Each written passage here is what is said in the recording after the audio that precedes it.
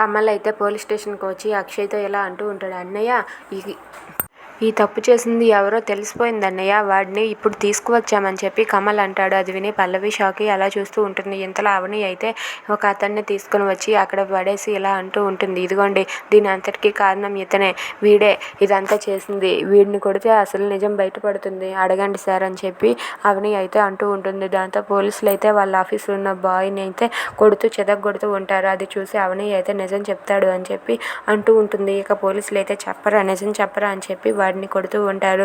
దాంతో వాడైతే చెప్తాను నిజం చెప్తాను, నన్ను కొట్టొద్దు అని చెప్పి అంటూ ఉంటాడు. దాంతో అవని వాళ్ళందరూ కూడా ఏం నిజం చెప్తాడు అని చెప్పి ఎదురు చూస్తూ ఉంటారు. ఇక వాడైతే అలా పల్లవి వైపు చూస్తూ ఉంటాడు. అది చూసి కమల్ అయితే ఒక్కసారిగా షాక్ అయిపోతాడు. ఇక వాడైతే ఇదంతా నా చేత చేయించింది ఈ పల్లవి మేడమే అని చెప్పి అనేస్తాడు. అది వినగానే పల్లవి అయితే ఒక్కసారిగా షాక్ అయ్యి అలా ఉండిపోతుంది. ఇక పల్లవి ఎలా తప్పించుకోవాలా అని చెప్పి కంగారు పడుతూ అక్కడే అలా నిలబడి టెన్షన్ పడుతూ ఉంటుంది. If you like this video, please like, share and subscribe. Thanks for watching.